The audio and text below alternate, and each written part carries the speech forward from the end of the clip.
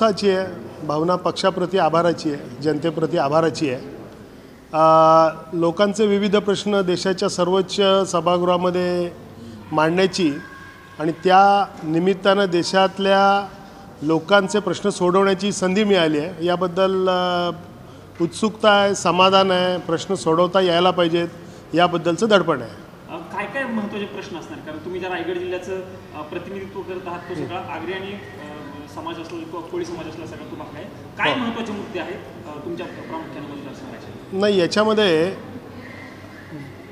महाराष्ट्राच्या विधानसभेचं मी राज्यसभेमध्ये प्रतिनिधित्व करतो। प्रश्न जरी महाराष्ट्राचे असले तरीसुद्धा विशेषतः कोकणावर कॉन्सन्ट्रेट करणं हे मला या ठिकाणी आवश्यक वाटतं। खरं तर प्रश्न अनेक आहेत। प्रश्न पर्यावरणाचा आहे, प्रश्न कारखानदारीचा आहे, प्रश्न खारभूमीचा आहे, काही स्थानिक प्रश्न अर्बन बँकेचे असे देखील आहेत। खरं तर प्रश्न भरपूर आहेत आणि मला या गोष्टीची कल्पना देखील आहे की प्रश्न सोडवण्याचा प्रयत्न अनेक माझ्यापेक्षा कितीतरी थोरा मोठा मंडळींनी या ठिकाणी केलेला आहे।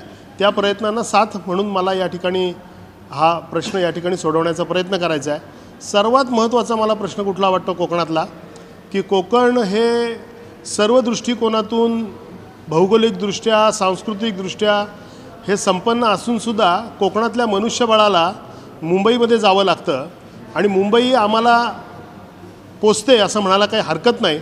आईची भूमिका कोकणाची आहे आणि मुंबईची मावशीची आहे, पण याचा परिणाम म्हणून आमच्या कोकणातली जी गावं जी आहेत ती गावं जी या ठिकाणी निर्मनुष्य व्हायला लागलेली आहेत ती गावं पुन्हा एकदा माणसांनी कशी बहरतील, मग याचाच अर्थ कोकणामध्ये कसा रोजगार या ठिकाणी उपलब्ध होईल याचा हा सुद्धा प्रयत्न मला माझ्या परीनं माझ्या ताकदीनं मला या ठिकाणी करायचा आहे। वाढवण बंदर होतंय, त्याचा काही लोक विरोध करतायत, तुमची काय भूमिका आहे? सगळ्या संदर्भात रोजगार निर्मिती होणार आहे, मात्र मच्छीमार जे आहेत त्याचा विरोध करताना पाहायला मिळतो। नाही, कसं आहे की जेव्हा एखादी घटना ही नव्यानं जेव्हा प्रस्थापित होत असते त्यावेळी जुन्या असलेल्या परंपरा, रूढी आणि जुन्या असलेले वहिवाटीचे हक्क ह्यांना धोका पोहोचत असतो।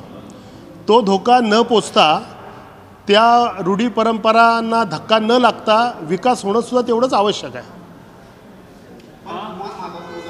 लोकसभेमध्ये जो फटका बसला तर त्याचं कारण फक्त शेतकरी, कांद्याचे भाव असतील किंवा अनेक मुद्द्यावर आता सुद्धा काही ठिकाणी अतिवृष्टी झालेली आहे। राज्यसभेमध्ये शेतकऱ्यांचा आवाज म्हणून आता तुमच्या समोर डोळ्यासमोर कोणत्या असे मुद्दे आहेत की जे मांडणं गरजेचं आहे? नाही, आता खरं सांगायचं तर आजच शपथ घेतली आहे तेव्हा झटकन असं काहीतरी बोलण्यापेक्षा मी एवढं निश्चितपणानं सांगेन की येणाऱ्या अधिवेशनामध्ये शेतकऱ्यांच्या प्रश्नाच्या विषयी मी निश्चितपणानं आवाज उठवेन आणि शेतकऱ्यांच्या प्रति काम करणारा हे जे सरकार आहे ते अधिकाधिक चांगले निर्णय शेतकऱ्यांच्या प्रति निश्चितपणानं घेईल। जरी तुम्हाला एक टर्म मिळालेली असली तरी कमी टर्म आहे, कारण फक्त 1.5 ते 2 वर्षाची टर्म आहे। टर्म मोठी मिळायला पाहिजे होती असं वाटतं का, किंवा कमी जरी मिळाली असेल तरी त्याचा फायदा कशा पद्धतीने करून घेणार? खरं सांगू का, माझ्यासारख्या कार्यकर्त्याला राज्यसभेमध्ये प्रश्न मांडण्याची संधी मिळणं हा पक्षानं माझा केलेला मी बहुमान समजतो। याचा उपयोग कसा चांगल्या पद्धतीने करता येईल एवढंच आता फक्त या ठिकाणी माझ्या हातामध्ये आणि ते मी प्रामाणिकपणाने करीन। ओके सर, हो।